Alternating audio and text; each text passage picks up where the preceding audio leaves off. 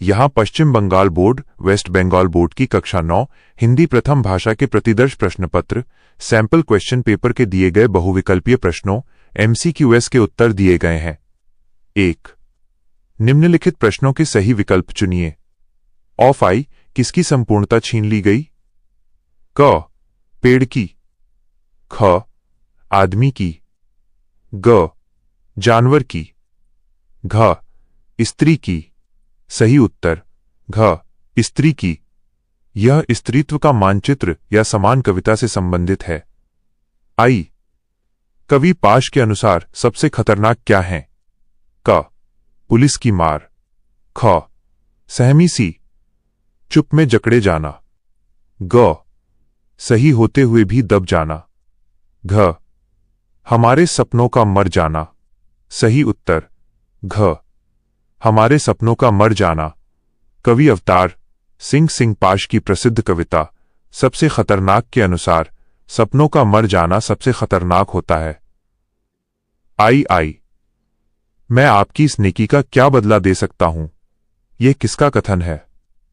क. जामिद का। ख. काजी का। ग. पंडित राजकुमार का। घ. तांगेवाला का। सही उत्तर ग. पंडित राजकुमार का। यह सुदर्शन जी की कहानी अल्बुम से लिया गया है, जहां पंडित राजकुमार यह बात लाला सदानंद से कहते हैं। चूंकि विकल्पों में सदानंद नहीं है और जामिद काजी मक्कार कहानी से है, इसलिए यहां संदर्भ के अनुसार पंडित राजकुमार का विकल्प सही है। IV भोलाराम का जीव कहानी के लेखक हैं। क. मुंशी प्रेमचंद। ख. हरिशंकर परसाई। ग. धर्मवीर भारती। घ. सुखदेव प्रसाद। सही उत्तर ख. हरिशंकर परसाई। यह एक प्रसिद्ध व्यंग्य रचना है जिसके लेखक हरिशंकर परसाई हैं। ऑफ वी सुख सुविधा और ठाठ बाट किसकी पहचान है? क. सभ्यता का। ख. धनी होने का। ग. संस्कृति का। घ. इनमें से कोई नहीं। सही उत्तर क्यू. सभ्यता का। सभ्यता और संस्कृति पाठ के अनुसार बाहरी ठाट बाट और सुख सुविधाएं सभ्यता की पहचान है। VI गांधी जी ने कौसानी की तुलना किससे किया है? क्यू. स्विट्जरलैंड से। ख. न्यूजीलैंड से। ग. स्कॉटलैंड से। घ. पेरिस से। सही उत्तर क्यू. स्विट्जरलैंड से। गांधी जी ने उत्तराखंड के कौसानी की खूबसूरती को देखकर उसे भारत का स्विट्जरलैंड कहा था। EVA बहू की विदा एकांकी में किस समस्या का उल्लेख किया गया है? क. बाल विवाह। ख. विधवा विवाह। ग. दहेज। घ. जाति प्रथा। सही उत्तर ग. दहेज। विनोद रस्तोगी द्वारा रचित इस एकांकी में दहेज प्रथा की कुप्रथा और उसके कारण होने वाले पारिवारिक उत्पीड़न को दिखाया गया है। यहां इस दूसरे पृष्ठ के सभी बहुविकल्पीय प्रश्नों MCQs के सही उत्तर दिए गए हैं। धीरे धीरे सब ठीक हो जाएगा। ये किसका कथन है? क. रमेश। ख. कमला। ग. राजेश्वरी। घ. जीवनलाल। सही उत्तर ग. राजेश्वरी। ये कथन बहू की विदा एकांकी से है, जहां राजेश्वरी अपनी बहू कमला को दिलासा देते हुए ये कहती है। IX बहू की विदा एकांकी में किस मास का उल्लेख है? क.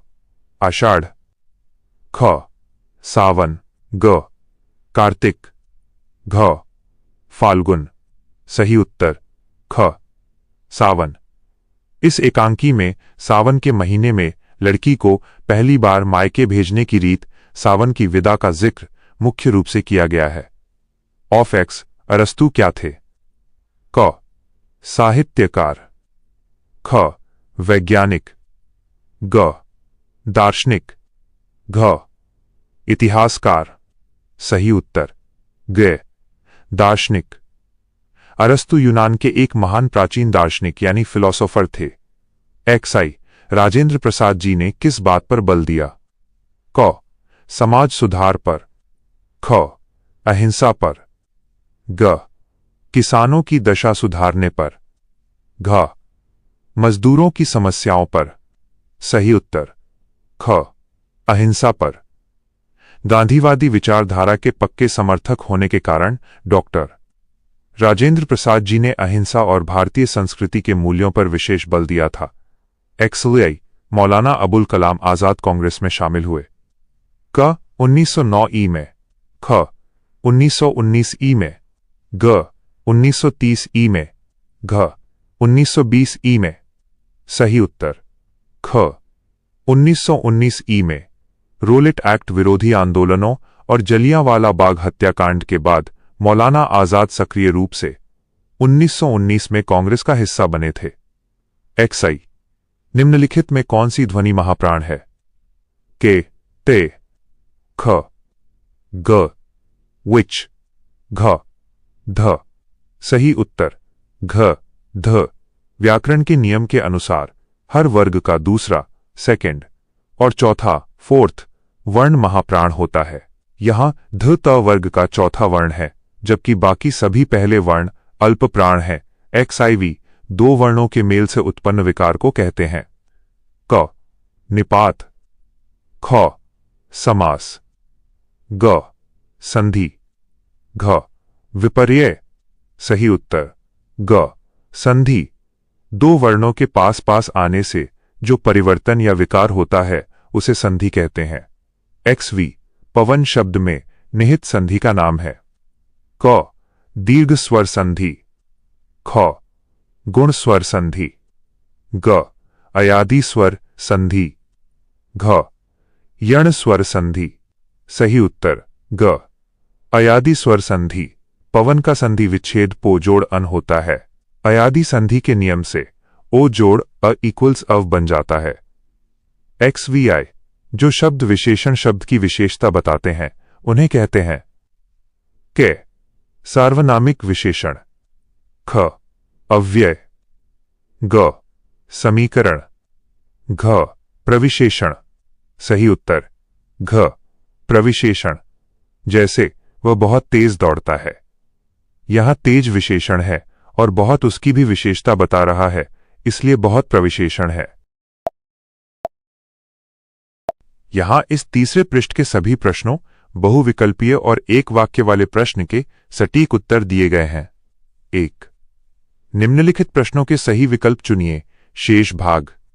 XVII भोर किस प्रकार का शब्द है? क तद्भव, ख देशज, ग तत्सम, घ विदेशज। सही उत्तर की तद्भव। यह संस्कृत के प्रभाष या उषा के संदर्भ से विकसित प्राकृत अपभ्रंश रूप भोर है, जो सुबह के लिए तद्भव शब्द माना जाता है। XVII इनमें से अनिश्चयवाचक सर्वनाम है। क वह, ख यह, ग क्या, घ कोई। सही उत्तर घ कोई। जिस सर्वनाम से किसी निश्चित व्यक्ति या वस्तु का बोध न हो उसे अनिश्चयवाचक कहते हैं। जैसे कोई आया है, XIX इनमें से नाम धातु क्रिया है। क लुटना, ख अपनाना, ग लिखवाना, घ हंसना हंसाना। सही उत्तर ख अपनाना। संज्ञा, सर्वनाम या विशेषण शब्दों से बनने वाली क्रिया को नाम धातु कहते हैं। ये सर्वनाम अपना से अपनाना बनी है। XX इनमें से कौन सा शब्द क्रिया विशेषण है? क नीला, ख विगत, ग धीरे धीरे, घ भीषण। सही उत्तर ग धीरे धीरे। ये रीतिवाचक क्रिया विशेषण है जो क्रिया के होने का ढंग बताता है, जैसे वो धीरे धीरे चलता है। 2 निम्नलिखित प्रश्नों के उत्तर दीजिए अधिकतम 15 शब्दों में। आई किसकी पदचाप सुनकर अवनी पुलकित हो उठती है? उत्तर वर्षा ऋतु या सावन के बादलों की आहट और उनकी सुंदर पदचाप सुनकर अवनी पृथ्वी पुलकित हो उठती है। आई पेड़ का दर्द कविता में कवि ने चिंगारी की उपमा किससे दिया है? उत्तर कवि सर्वेश्वर दयाल सक्सेना ने चिंगारी की उपमा सूखे पत्तों या कटे हुए पेड़ की भीतरी सुलगती आग से दी है। आई कलकत्ता कविता में कवि किसकी पालकी में सजकर कलकत्ता गया था? उत्तर कवि अपनी नई नवेली कल्पनाओं और अपने सुंदर सपनों की पालकी में सजकर कलकत्ता गया था।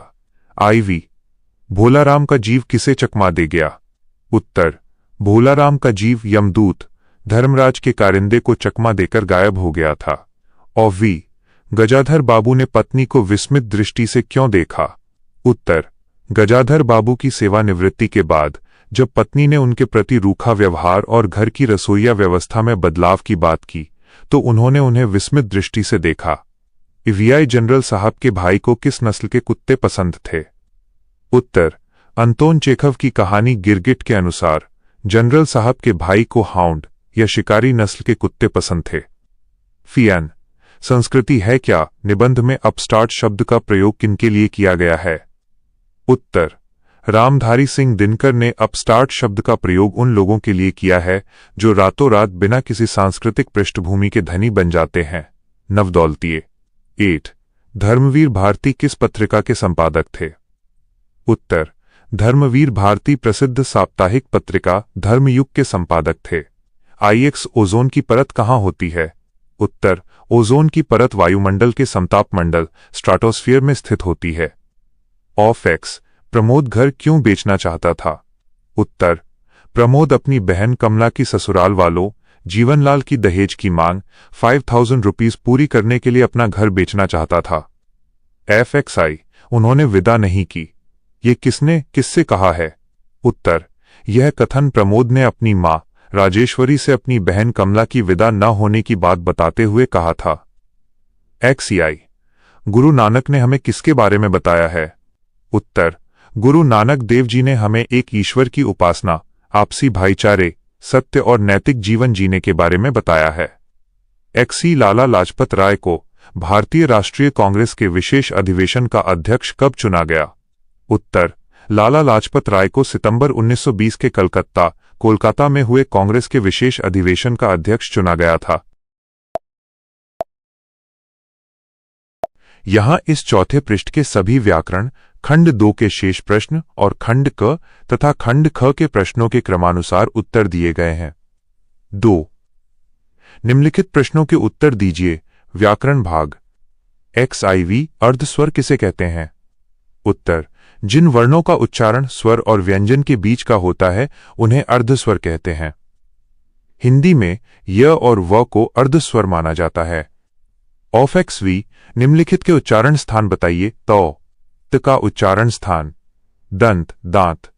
एन का उच्चारण स्थान, तालु तालव्य। XVI संधि विच्छेद कीजिए। संयोग मनोहर। संयोग इक्वल्स समजोड़ योग व्यंजन संधि।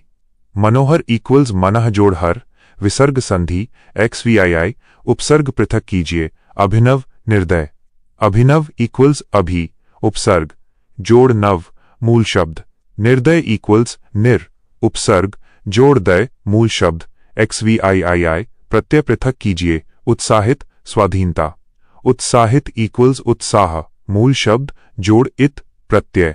स्वाधीनता इक्वल्स स्वाधीन मूल शब्द जोड़ता प्रत्यय। XIX निम्नलिखित शब्दों के तत्सम रूप लिखिए। घी मोती। घी का तत्सम रूप इक्वल्स घृत।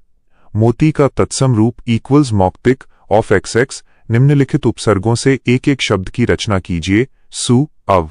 सु से बना शब्द इक्वल्स सुपुत्र या सुलभ सुंदर। अव से बना शब्द इक्वल्स अवनति या अवकाश अवगुण। 3 प्रत्येक खंड से एक एक प्रश्न का उत्तर दीजिए अधिकतम 60 शब्दों में। खंड क पद्यांश। आय पर आज जिधर भी पैर करके सो। क प्रस्तुत पद्यांश के कवि का नाम लिखिए। उत्तर प्रस्तुत पद्यांश के कवि चंद्रकांत देवताले हैं। यह उनकी प्रसिद्ध कविता यमराज की दिशा से लिया गया है। ख प्रस्तुत पद्यांश का आशय स्पष्ट कीजिए। उत्तर कवि का आशय है कि आधुनिक समय में चारों तरफ पूंजीवादी शोषण, हिंसा और विनाश की शक्तियां फैल चुकी हैं। पहले केवल दक्षिण दिशा को यमराज, मृत्यु की दिशा माना जाता था, लेकिन आज जीवन विरोधी ताकतें इतनी ताकतवर हो गई हैं कि हर दिशा ही शोषकों और यमराज के आलीशान महलों से घिर चुकी है। अब चारों ओर संकट है। 2 ऐसी मूढ़ता या मन की। क प्रस्तुत पद्यांश में सुरसरिता का क्या अर्थ है? उत्तर सुरसरिता का अर्थ देवताओं की नदी अर्थात गंगा है। यहाँ इसका आध्यात्मिक अर्थ ईश्वर श्री राम की भक्ति रूपी पवित्र गंगा से है। ख, मन की मूढ़ता क्या है? उत्तर, संत तुलसीदास जी के अनुसार मन की मूर्खता यह है कि मनुष्य ईश्वर की असीम कृपा और भक्ति रूपी साक्षात गंगा नदी को छोड़कर सांसारिक सुखों रूपी ओस की बूंदों से अपनी प्यास बुझाने की कोशिश करता है। नाशवान भौतिक वस्तुओं में सच्चा सुख ढूंढना ही मन की मूर्खता है। खंड ख, गद्यांश। आई जामिद फांस लिया गया। क, प्रस्तुत पंक्ति किस पाठ से उद्धृत है? उत्तर, प्रस्तुत पंक्ति सुदर्शन द्वारा लिखित प्रसिद्ध कहानी मक्कार से उद्धृत है। ख, जामिद किस प्रकार फांस लिया गया? उत्तर, जामिद को काजी की चालाकी और कानूनी दांव पेंच के जाल में फंसा लिया गया था। काजी ने अपनी मक्कारी और झूठ का सहारा लेकर जामिद को ऐसी स्थिति में लाकर खड़ा कर दिया जहां वो पूरी तरह बेबस हो गया और कानून की गिरफ्त में आ गया। 2, जैसे किसी मेहमान के लिए कुछ अस्थायी प्रबंध कर दिया जाता है। कि प्रस्तुत पंक्ति किसके द्वारा लिखी गई है? उत्तर, प्रस्तुत पंक्ति रामधारी सिंह दिनकर द्वारा उनके प्रसिद्ध निबंध संस्कृति है क्या में लिखी गई है। ख, प्रस्तुत पंक्ति का अर्थ स्पष्ट कीजिए। उत्तर, लेखक का तात्पर्य यह है कि सभ्यता हमारे जीवन का एक बाहरी ढांचा या अस्थायी व्यवस्था है, ठीक उसी तरह जैसे किसी मेहमान के आने पर उसके ठहरने का अस्थायी प्रबंध किया जाता है। इसके विपरीत संस्कृति हमारे भीतर गहराई से समाई होती है, जो हमारा स्थायी स्वभाव बनती है। सभ्यता बदल सकती है, पर संस्कृति स्थायी प्रभाव रखती है। यहां इस पृष्ठ पर दिए गए प्रश्न संख्या 4 के खंड क और खंड ख के सभी प्रश्नों के पूर्ण और क्रमानुसार उत्तर दिए गए हैं। 4. प्रत्येक खंड से एक एक प्रश्न का उत्तर दीजिए, प्रत्येक उत्तर अधिकतम 200 शब्दों में। खंड क, आय पेड़ का दर्द कविता का सार अपने शब्दों में लिखिए। उत्तर, सर्वेश्वर दयाल सक्सेना द्वारा रचित पेड़ का दर्द पर्यावरण चेतना और मानवीय क्रूरता को दर्शाती एक अत्यंत भावुक कविता है। इस कविता में कवि ने मनुष्य द्वारा अपनी सुख सुविधाओं के लिए काटे जा रहे वृक्षों की मूक वेदना को अपनी आवाज दी है। कविता का मुख्य सार ये है कि जब कोई हरा भरा पेड़ काटा जाता है तो केवल एक वनस्पति नष्ट नहीं होती, बल्कि उसके साथ जुड़ा पूरा प्राकृतिक जीवन चक्र उजड़ जाता है। कवि कहते हैं कि कटने के बाद भी पेड़ के बचे हुए हिस्से ठूंठ के भीतर एक अदृश्य आग या चिंगारी सुलगती रहती है। ये चिंगारी वास्तव में पेड़ के अतीत की सुनहरी यादों का दर्द है। पेड़ याद करता है कि कैसे कभी उसकी हरी भरी शाखाओं पर पक्षी चहचहाते थे, हवाएं उसकी पत्तियों को छूकर मधुर संगीत रचती थीं और थके हुए राहगीर उसकी घनी छांव में बैठकर परम शांति पाते थे। पेड़ का वास्तविक दर्द यह है कि अब वो चाहकर भी हवा के झोंकों के साथ झूम नहीं सकता और न ही पक्षियों को आश्रय दे सकता है। कवि इसके माध्यम से स्वार्थी मानव सभ्यता को चेतावनी देते हैं कि प्रकृति को दर्द देकर हम स्वयं अपने विनाश की पटकथा लिख रहे हैं। ये कविता हमें प्रकृति के प्रति संवेदनशील बनने का कड़ा संदेश देती है। 2 कर चले हम फिदा गीत में निहित संदेश को स्पष्ट कीजिए। उत्तर, सुप्रसिद्ध शायर और गीतकार कैफी आजमी द्वारा रचित कर चले हम फिदा गीत मुख्य रूप से देश प्रेम, शौर्य और आत्मोत्सर्ग बलिदान की भावना पर आधारित है। ये गीत वर्ष 1962 के भारत चीन युद्ध की ऐतिहासिक पृष्ठभूमि पर लिखा गया था, जिसे शहीद होने वाले सैनिक देशवासियों को संबोधित करते हुए गाते हैं। इस गीत में निहित मुख्य संदेश निम्नलिखित हैं। देश की रक्षा की निरंतरता। सैनिक अपने प्राणों की आहुति देते समय देशवासियों से कहते हैं कि हमने तो आखिरी सांस तक सीमाओं की रक्षा की, लेकिन अब इस वतन को सुरक्षित रखने की जिम्मेदारी आपके हाथों में है। कुर्बानी की राह सूनी न हो। गीत संदेश देता है कि देश के लिए मर मिटने वाले दीवानों का सिलसिला कभी रुकना नहीं चाहिए। जब भी देश पर संकट आए, युवाओं को अपनी मातृभूमि की रक्षा के लिए तत्पर रहना चाहिए। अखंडता और गौरव की रक्षा। कट गए सर हमारे तो कुछ गम नहीं, पर हिमालय का सर हम न झुकने दिए के माध्यम से संदेश मिलता है कि चाहे हमारे प्राण चले जाएं, परंतु देश के मान सम्मान और संप्रभुता पर कभी आंच नहीं आनी चाहिए। सामूहिक संकल्प।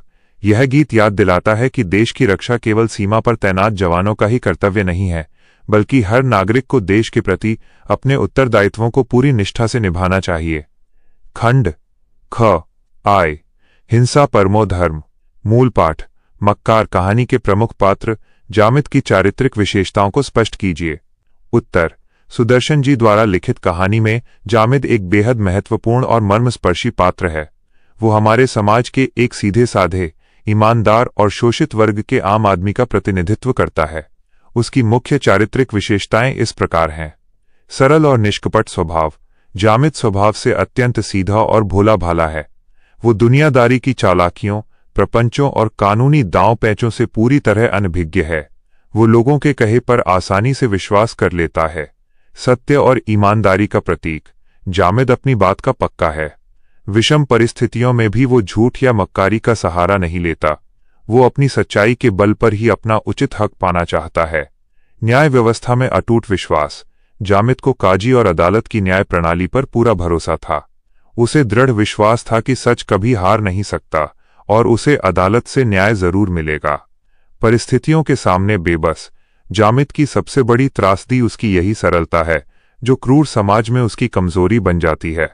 काजी जैसे चालाक और मक्कार लोग उसकी इसी मासूमियत का फायदा उठाकर उसे अपने जाल में फंसा लेते हैं।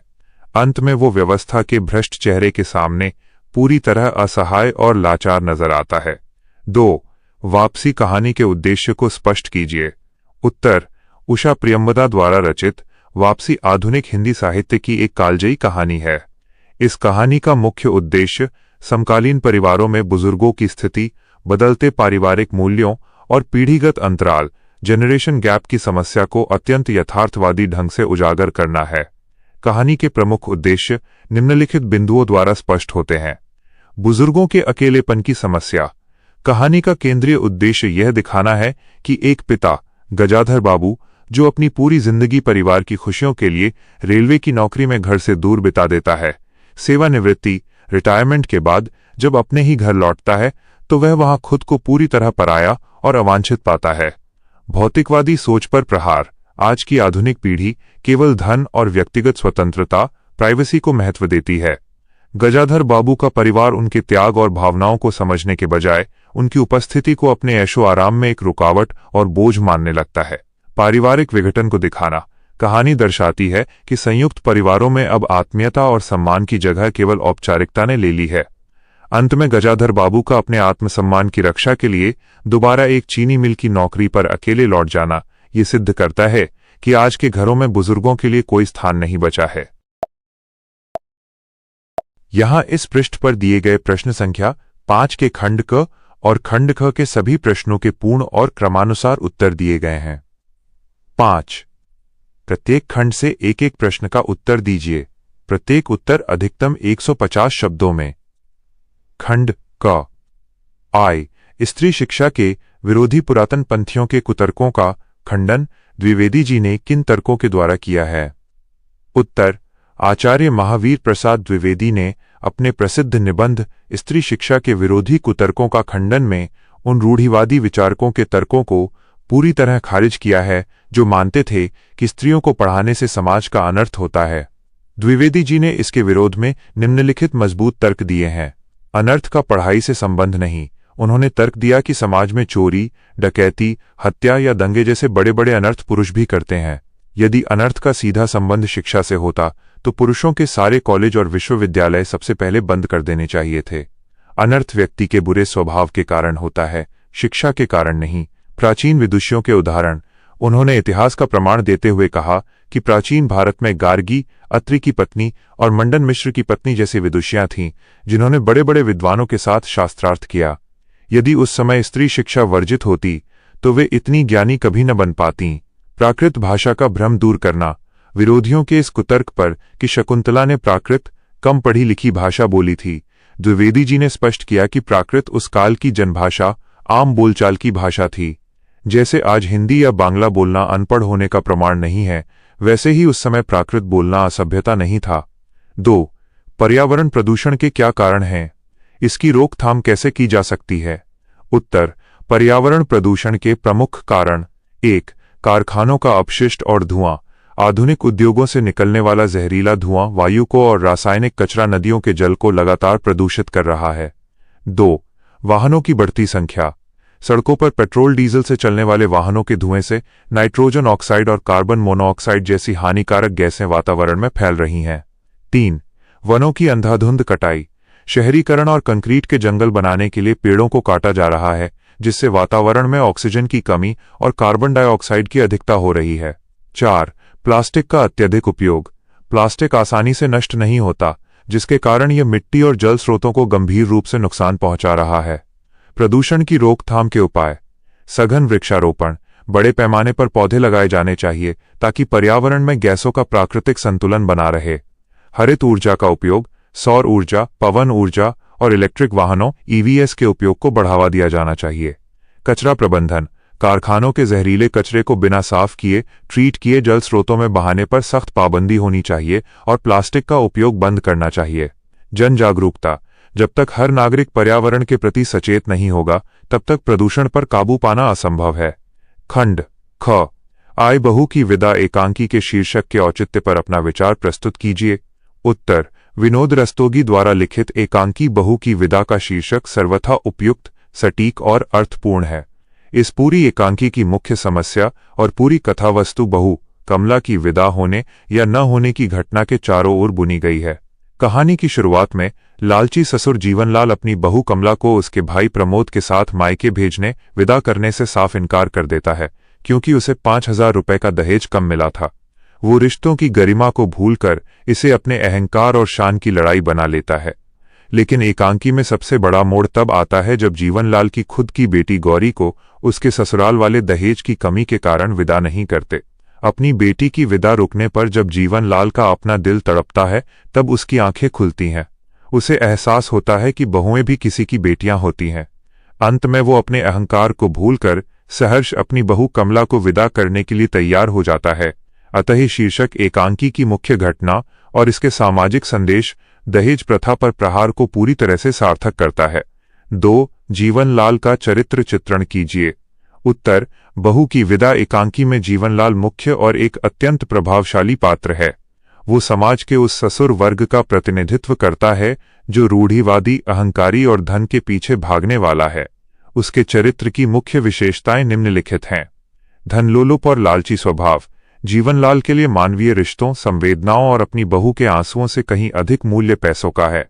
वो मात्र 5,000 रुपए न मिलने के कारण अपनी बहू को प्रताड़ित करता है और मायके नहीं जाने देता। अहंकारी और निष्ठुर। वो अपनी बड़ी कोठी, व्यापार और धन दौलत के घमंड में चूर रहता है। वो कमला के भाई प्रमोद की गरीबी और उसकी विवशता का क्रूरतापूर्वक मजाक उड़ाता है। दोहरा मापदंड रखने वाला। जीवनलाल के चरित्र की सबसे बड़ी कमजोरी उसका दोहरा रवैया है। जब बात अपनी बहू की आती है तो वो कठोर ससुर बन जाता है, लेकिन जब वही दहेज की प्रताड़ना उसकी अपनी बेटी गौरी को झेलनी पड़ती है तो वो एक बेबस पिता बनकर रोने लगता है। हृदय परिवर्तन। जीवनलाल का चरित्र पूरी तरह से क्रूर या नकारात्मक नहीं है। एकांकी के अंत में अपनी बेटी का दुख देखकर उसका अंतर्मन जाग उठता है, उसका घमंड टूट जाता है और वो एक सुधरे हुए इंसान व संवेदनशील ससुर के रूप में सामने आता है। यहाँ इस पृष्ठ पर दिए गए खंड ग और प्रश्न संख्या 6 क के सभी प्रश्नों के पूर्ण और क्रमानुसार उत्तर दिए गए हैं। खंड ग। आई गुरु नानक ने हमें क्या शिक्षा दिया है? उत्तर। सिख धर्म के संस्थापक गुरु नानक देव जी की शिक्षाएं संपूर्ण मानव जाति के कल्याण, आपसी प्रेम और सामाजिक समानता पर आधारित हैं। उनकी मुख्य शिक्षाएं निम्नलिखित हैं। ईश्वर एक है, एक ओंकार। गुरु नानक जी ने बताया कि ईश्वर एक है, वो सर्वव्यापी, अविनाशी और सत्य है। उसे किसी मंदिर, मस्जिद या कर्मकांडों में ढूंढने के बजाय अपने अंतर्मन में खोजना चाहिए। जाति पाति और वर्ग भेद का विरोध। उन्होंने समाज में फैले ऊंच नीच, छुआछूत और लैंगिक असमानता, महिला पुरुष का भेद का पुरजोर विरोध किया। उन्होंने लंगर प्रथा की शुरुआत की, जहां समाज के सभी वर्गों के लोग एक साथ जमीन पर बैठकर भोजन करते हैं। जीवन के 3 स्तंभ। उन्होंने जीवन जीने के 3 मूल मंत्र दिए। नाम जपो, ईश्वर का स्मरण करो, कीरत करो, ईमानदारी से मेहनत की कमाई करो और वंड छको, दूसरों की मदद करो और मिल बांटकर खाओ। मानवता ही सच्चा धर्म है। उनके अनुसार बाहरी आडंबरों को छोड़कर दूसरों के प्रति दया, क्षमा और परोपकार की भावना रखना ही सच्ची ईश्वर सेवा है। 2. मौलाना अबुल कलाम आजाद के सार्वजनिक जीवन के दृष्टिकोण को स्पष्ट कीजिए। उत्तर। स्वतंत्र भारत के प्रथम शिक्षा मंत्री मौलाना अबुल कलाम आजाद का सार्वजनिक जीवन देशभक्ति, प्रखर राष्ट्रवाद और धर्मनिरपेक्षता सेक्युलरिज्म का एक बेजोड़ उदाहरण था। उनके सार्वजनिक जीवन का दृष्टिकोण इस प्रकार था: अखंड भारत और सांप्रदायिक सौहार्द। मौलाना आजाद हिंदू मुस्लिम एकता के सबसे बड़े पैरोकार थे। उनका मानना था कि दोनों समुदायों की एकता ही भारत की असली ताकत है। इसी दृष्टिकोण के कारण उन्होंने धर्म के आधार पर देश के विभाजन का कड़ा विरोध किया था। राष्ट्रवादी और क्रांतिकारी चेतना। उन्होंने बहुत कम उम्र में ब्रिटिश हुकूमत के खिलाफ आवाज उठाई। अपनी उर्दू पत्रिकाओं जैसे अल हिलाल के माध्यम से उन्होंने न केवल औपनिवेशिक शासन की नीतियों को उजागर किया, बल्कि मुस्लिम समाज को राष्ट्रीय स्वतंत्रता संग्राम से जोड़ने में महत्वपूर्ण भूमिका निभाई। आधुनिक शिक्षा से राष्ट्र निर्माण। शिक्षा मंत्री के रूप में उनका दृष्टिकोण बेहद दूरदर्शी था। वे जानते थे कि एक रूढ़िमुक्त और आधुनिक समाज के बिना देश आगे नहीं बढ़ सकता। उन्होंने देश में प्राथमिक शिक्षा को अनिवार्य करने, महिलाओं की शिक्षा को बढ़ावा देने और भारतीय प्रौद्योगिकी संस्थान (IIT) व विश्वविद्यालय अनुदान आयोग (UGC) जैसी उच्च शिक्षण संस्थाओं की मजबूत नींव रखने का कार्य किया। 6. किसी एक प्रश्न का उत्तर दीजिए। अनधिकृत 150 शब्दों में। क. भाव विस्तार कीजिए। अधिकार खोकर बैठ रहना ये महादुष्कर्म है। उत्तर। संदर्भ। ये प्रसिद्ध काव्यांश राष्ट्रकवि मैथिली शरण गुप्त द्वारा रचित सुप्रसिद्ध महाकाव्य जयद्रथ वध से लिया गया है। इस पंक्ति के माध्यम से कवि ने मानव को कायरता का त्याग कर अपने न्यायपूर्ण अधिकारों के लिए संघर्ष करने का संदेश दिया है। भाव विस्तार। कवि का दृढ़ मत है कि संसार में अपने न्याय संगत अधिकारों और आत्मसम्मान की रक्षा करना प्रत्येक जीवित मनुष्य का परम कर्तव्य है। यदि कोई व्यक्ति समर्थ होने पर भी किसी के अत्याचार को चुपचाप सहता है और भय, आलस्य या कायरता के कारण अपने अधिकारों को छोड़ देता है, तो उसका यह कृत्य किसी बहुत बड़े पाप या महादुष्कर्म से कम नहीं है। अन्याय करना जितना बड़ा अपराध है, अन्याय को बिना किसी विरोध के सहते जाना भी उतना ही बड़ा सामाजिक अपराध माना जाता है। जब कोई शोषित व्यक्ति चुप रहता है तो वह परोक्ष रूप से अत्याचारी के हौसलों को और अधिक बढ़ावा देता है। इतिहास इस बात का साक्षी है कि महाभारत का विनाशकारी युद्ध भी केवल अधिकारों की रक्षा और न्याय की स्थापना के लिए ही लड़ा गया था। अतः ये सूक्ति हमें ये सीख देती है कि शांति और क्षमा वहीं तक शोभा देती है जहां आपके अधिकारों का हनन न हो रहा हो। अपने हक और न्याय के लिए खड़ा होना ही वास्तविक धर्म है। यहाँ इस अंतिम पृष्ठ पर दिए गए रचनात्मक लेखन के प्रश्नों, कहानी लेखन और निबंध के पूर्ण उत्तर दिए गए हैं। 6. ख. निम्नलिखित संकेतों के आधार पर कहानी लिखिए। संकेत: एक मछुआरा परिवार, पालन पोषण। गुजारा मछलियां पकड़कर, नदी पर गया, मछली नहीं मिली। दूसरे दिन छोटी मछली। मछली ने मछुआरे से कहा, छोटी हूं, छोड़ दो, अगले वर्ष खाने के काम आ सकूंगी। भरोसा नहीं, थैले में डालकर गया। कहानी का शीर्षक: मछुआरा और छोटी मछली। एक नदी के किनारे एक गरीब मछुआरा रहता था। उसके परिवार में उसकी पत्नी और बच्चे थे। उसके पूरे परिवार का पालन पोषण और गुजारा केवल मछलियां पकड़कर बेचने से ही होता था। वो रोज सुबह उठकर नदी पर जाता और दिन भर मेहनत करता था। एक बार नदी में मछलियों की भारी कमी हो गई। मछुआरा पूरे दिन धूप में बैठा रहा, लेकिन शाम तक उसे एक भी मछली नहीं मिली। वह खाली हाथ निराश होकर घर लौट आया। उस रात उसके परिवार को भूखे ही सोना पड़ा। दूसरे दिन वो फिर उम्मीद लेकर नदी पर गया। बहुत समय बीत जाने के बाद उसके जाल में एक हलचल हुई। उसने खुश होकर जब जाल खींचा तो देखा कि उसमें केवल एक बहुत ही छोटी मछली फंसी हुई थी।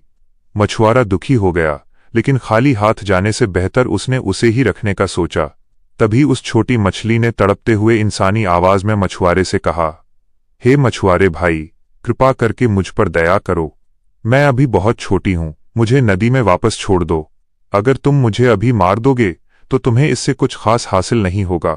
मुझे नदी में बढ़ने दो, अगले वर्ष तक मैं बहुत बड़ी और वजनदार हो जाऊंगी। तब तुम मुझे पकड़ना, मैं तुम्हारे पूरे परिवार के खाने और बेचने के काम आ सकूंगी। मछुआरा बहुत बुद्धिमान और व्यावहारिक था। उसने मुस्कुराते हुए मछली से कहा, तुम्हारी बात सुनने में अच्छी है, लेकिन भविष्य की बड़ी उम्मीद के लिए मैं आज हाथ में आई चीज को नहीं छोड़ सकता। अगले वर्ष का क्या भरोसा? कल किसने देखा है? क्या पता अगले वर्ष तुम मुझे दोबारा मिलो या न मिलो, या कोई और तुम्हें पकड़ ले। मछुआरे ने मछली की बातों में ना आकर समझदारी दिखाई और भविष्य के झूठे वादे पर भरोसा नहीं किया। उसने शांति से उस छोटी मछली को अपने थैले में डालकर घर की ओर चल गया, ताकि कम से कम उस दिन उसके परिवार को भूखा न रहना पड़े। सीख, मॉरल, भविष्य के अनिश्चित और बड़े लाभ के चक्कर में हाथ में आए निश्चित वर्तमान लाभ को कभी नहीं छोड़ना चाहिए। A bird in the hand is worth two in the bush. 7. किसी एक विषय पर निबंध लिखिए, अधिकतम 300 शब्दों में। परीक्षा में किसी एक पर लिखना होता है।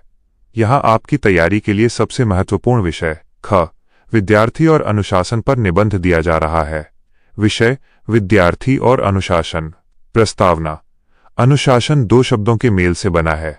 अनु यानी पीछे चलना और शासन यानी नियम, अर्थात नियमों के अनुकूल जीवन जीना ही अनुशासन है।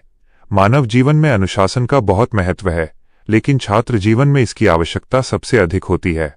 विद्यार्थी जीवन वह काल है जहां भविष्य की नींव रखी जाती है। विद्यार्थी जीवन में महत्व। एक विद्यार्थी के लिए अनुशासन का अर्थ केवल स्कूल के नियमों का पालन करना नहीं है, बल्कि अपने दैनिक जीवन को व्यवस्थित करना है। समय पर उठना, पढ़ाई करना, बड़ों का आदर करना और स्वास्थ्य का ध्यान रखना, ये सब अनुशासन के अंतर्गत आता है। अनुशासन ही छात्र के भीतर धैर्य, कड़ा परिश्रम और एकाग्रता जैसे गुणों को जन्म देता है। सफलता की कुंजी। इतिहास गवाह है कि जितने भी महान व्यक्ति हुए हैं, उनके छात्र जीवन में अनुशासन का बहुत बड़ा योगदान रहा है। जो विद्यार्थी आज के काम को कल पर टालते हैं और नियमों को तोड़ते हैं, वे जीवन की दौड़ में पीछे रह जाते हैं। इसके विपरीत एक अनुशासित छात्र कम प्रतिभा होने के बावजूद अपनी निरंतरता और नियमबद्धता के बल पर बड़ी से बड़ी परीक्षाओं में शीर्ष स्थान प्राप्त कर लेता है। अनुशासन के प्रकार। अनुशासन 2 प्रकार का होता है, बाहरी अनुशासन और आत्म अनुशासन, स्व अनुशासन। बाहरी अनुशासन वह है जो शिक्षकों या माता पिता के डर से माना जाता है, लेकिन विद्यार्थी के विकास के लिए आत्म अनुशासन सबसे जरूरी है, जहां छात्र बिना किसी दबाव के स्वयं अपनी मर्जी से सही राह चुनता है। उपसंहार। बिना अनुशासन के विद्यार्थी का जीवन उस पतंग की तरह है जिसकी डोर कट चुकी हो। यदि देश के युवाओं और छात्रों को राष्ट्र का नाम रोशन करना है, तो उन्हें अपने जीवन में अनुशासन को अपनाना ही होगा। अनुशासन कोई बंधन नहीं, बल्कि सुंदर और सफल जीवन जीने का मार्ग है।